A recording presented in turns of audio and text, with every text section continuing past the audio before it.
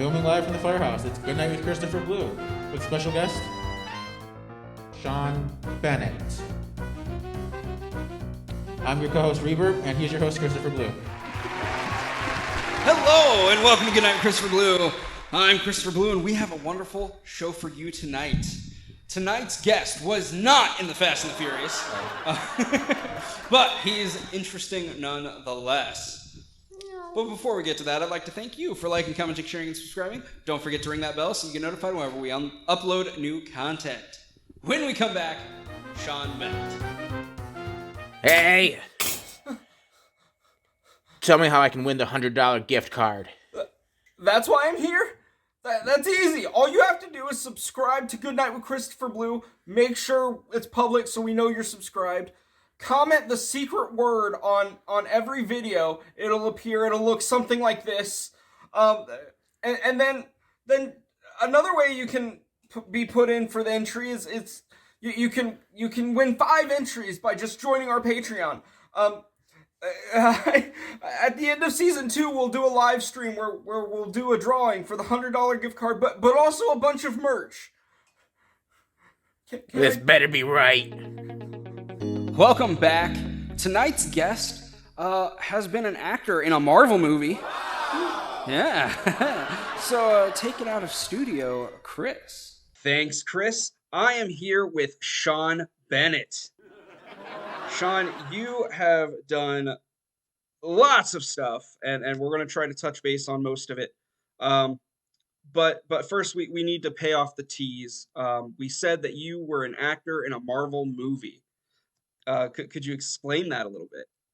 Sure. I got a last-minute line as a reporter, which was largely edited out, but you kind of pseudo-heard it, and then you saw me running very awkwardly because Jessica Alba wasn't feeling it that day, so she decided she wouldn't run in heels. So I'm running after a camera, but I'm afraid I'm going to run into the camera. So my run is kind of like this, like, oh! Like, to the point where at the time I was working out with a buddy, and he said, yeah, my girlfriend saw you in the movie. She's like, does the guy have a disability? And I'm like, not officially. That's the answer. So it was the very first Fantastic Four. I think there's been 80 since, but that's where I first appeared. And then one day, just because I wanted extra money, I was an extra in Sam Raimi's Spider-Man movie, and Sam Raimi was too cheap to feed us. Man, $200 million, and you make the Union extra star. I was like, it's not Schindler's List. We can be fat, but anyhow. Wow. So you're a newsstand reporter in Fantastic Four. What did you end up playing in Spider-Man? Spider-Man, I was just background. I mean, I had a role in the Jessica Alba one. The other one, I was just background for the day because I thought, oh, it'd be fun. Let's see how Spider-Man's filmed. Let's see him fly around. And then it's like, no, all the effects are added later, and we're not going to feed you for 12 hours. Thanks, Sam Raimi. I noticed, I was going through your IMDb, and you have quite a few acting credits that are uncredited. Is that typical in the acting world, or how does that make you feel to have so much work out there that's uncredited? To me, it's a wacky business. I've made like $20,000 for a commercial that if you blinked, you would have missed me in. And then on the other hand, it's like a recent example would be my first job back from the pandemic was a role in Netflix Inventing Anna. So what happened with that is, I guess you could call SAG, I don't know, if you're that interested, and find out that I was officially the sommelier. So it was an improv scene where I go over to Anna and I'm like, oh, what would you like to drink, madame? All right, good choice, yada, yada, yada. But then the final role, it's voiced over. And then so basically, one of her friends is like, Anna always knew what to order. He's going to come over and pour the wine. So what does that mean? It means I got my SAG, principal pay of like $1,000 plus for the day. Mm-hmm. But because they decided not to put in the credits sommelier number 1, Sean Bennett, I don't get any residuals after that. And that's kind of like whether they credited you for the role or not. Usually it's often when you're edited out. This one was kind of like a hodgepodge. I was voiced overed. Mm-hmm. But there's lots of things. Sometimes, people can be in a movie and then they're like, they take your line away or say don't speak, and then their friend who's the AD, they're like, say hey, and then it's like say Hustlers the movie, and then they leave the hey baby and that AD makes 20,000 and you got whatever your day rate was. So there's all these different rules and regulations, and so sometimes it's great. Sometimes you make great money for very little. Sometimes you make less than you expected.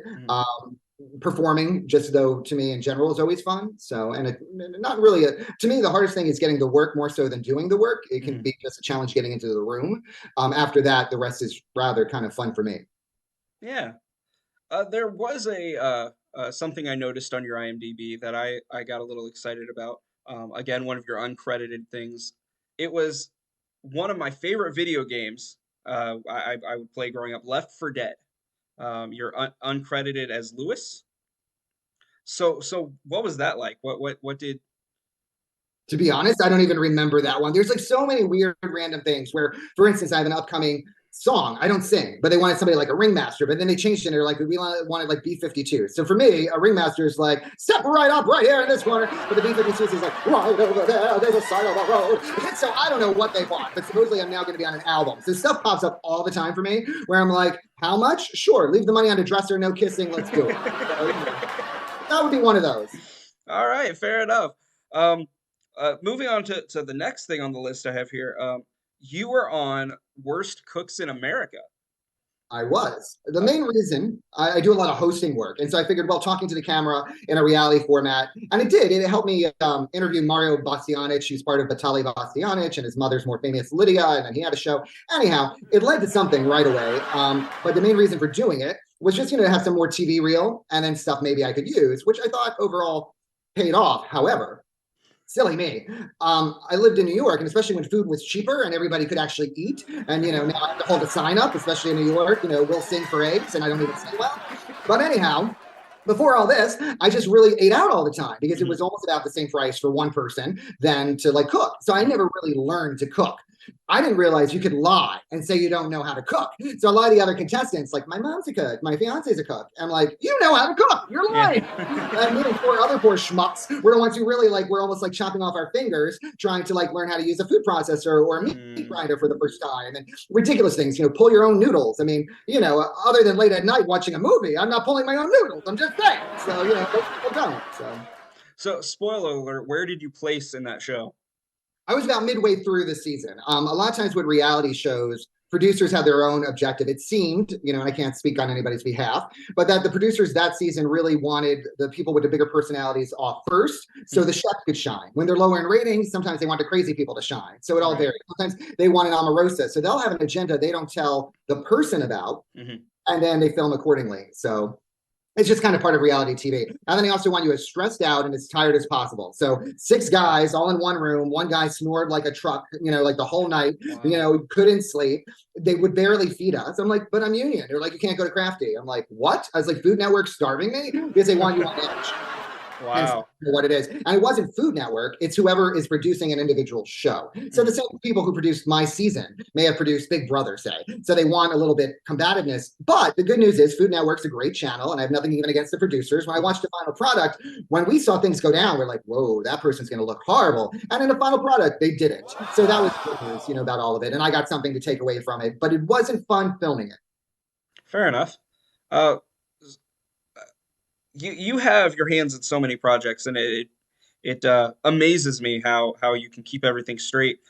You also have recently, I believe, released a book. Yeah, it's called Luxury Steals and Deals. It came up from doing a lot of my live hosting work where basically somebody I'd met along the way was like, oh, sign up for rewards programs. And I was like, why? And they're like, well, then, after a while you get free breakfast and then you get free Wi-Fi. Now most hotels get free Wi-Fi. Some give free breakfast. But at the time, nobody did anything. Better use of a gym, lots of perks. My apartment, I pay a fraction of the price of my regular rent from an acting course I took. So I was sharing this with a coworker and they're like, you should write a book. I'm like, about what? And they're like, really, basically, kind of Robin Hooding for yourself, or more or less, being like a baller on a budget. So it's called Luxury Steals and Deals, but there's no stealing. It's just finding out the system, finding the deals. And I have an apartment in Manhattan that goes for $6,000 a month. I pay $800 a month. I often get upgraded to first class for free. Wow. I get whatever, if I want to get my nails done or whatever for a fraction of the price. So all this stuff you can easily find out in the book. And it's on my website, SeanPBennett.com. Luxury Steals and Deals is the name of the book on Amazon. Well, we'll make sure the link to all your socials, website, and Amazon lists are in the description of this video, so the audience can just click away. I mean, they keep uncrediting me. I need to eat. I can't buy it. start a GoFundMe page. I mean, honestly, if you would like to go fund an obnoxious middle-aged New Yorker who is still aspiring to be on the Oscars instead of just filming Oscar Day, please, go fund me. I'm here for you. I'll send a letter of appreciation. I'll give you a shout out on the page of your choice, whatever. So, just go fund me. I need more eggs. I'm just saying.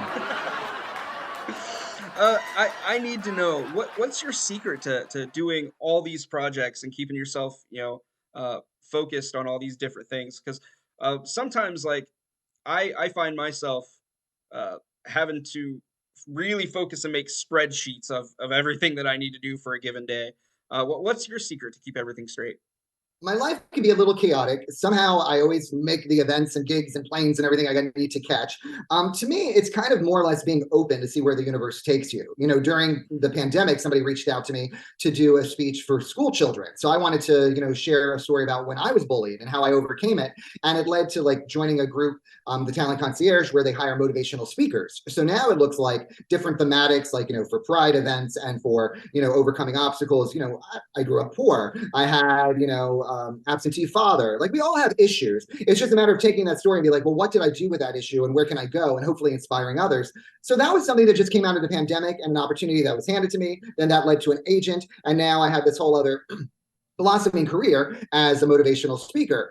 So I say just be open to what the universe throws your way and try not to, miss it. I'm old school. I like writing everything down. If it's just digital, I might miss it. And then I feel, extra silly. So, I put everything in the paper for my hardcore calendar. If somebody's like, what are you doing? I'm like, wait till I get back to the hotel room or I get home. So I look it up just so I know, because I don't want to miss out on an opportunity or overbook or double book. So that's just, old school me being old school and getting old. That's fair enough.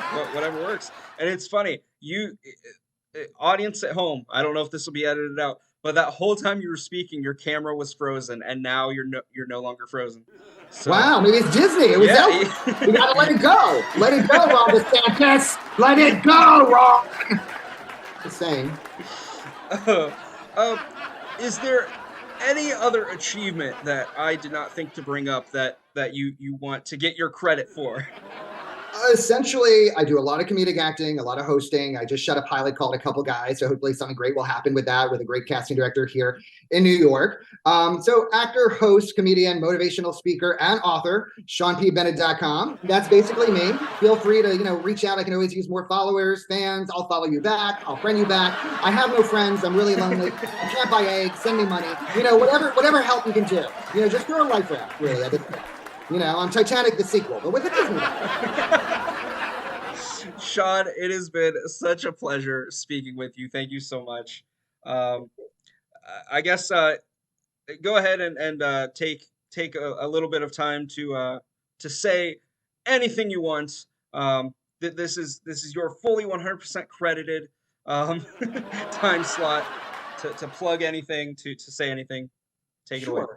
I'm just going to go with a little life hack from one of my motivational speeches. What I learned is, people you may be close to may never come around, never apologize for something. And we often hold the, grudge ourselves. And that unforgiveness only hurts us, not somebody else. Like just the other day, I saw some theater and this woman had to yell at this other woman about having her phone on. And in my mind, I'm like, you're only really getting yourself aggravated. That woman doesn't care that she checked your text. So my point to the whole story is, if you call first and say, Christopher, I'm so sorry. I ignored your Zoom today. It's all on me. I'm a bad person, but I really want to move forward. I really want to be on your show. Can you please forgive me? 9 out of 10, that person will come around, or at least you got to reach out and know you did the most you could to heal. So when in doubt, accept blame to move forward, and it's going to help you move forward in any situations you wanted.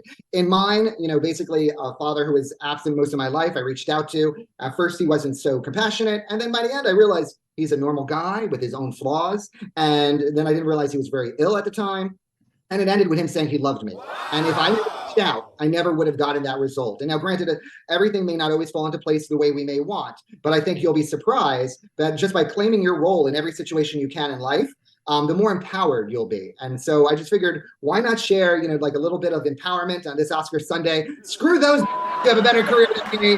Don't fund me so I can buy my career like all the other did and their wealthy dads. Like Jessica Chastain the other day. What is she? Ron Howard's niece. Oh, she has a career. That's so shocking. Who's not related to somebody? Me. That's why I have a Disney backdrop and not an Oscar. Don't fund me. Oh, Sean, thank you so much for the advice before that chaotic end. I'm shy, Christian. The advice I really loved and appreciate. The idea of taking control of your life. I think I wish I would have known that sooner. And I feel like I'm doing that now with this show. Awesome. So Congrats. hopefully that message reaches other people and means something to someone else. But again, thank you so much for coming on the show. It's been great. I now send it back to me in the studio. Thanks, Chris. Well, that's our show. Thank you guys so much for liking, commenting, sharing, and subscribing. Don't forget to ring that bell so you get notified whenever we upload new content. Until next time, good night, my sweet baby angels. I'll see you in the future.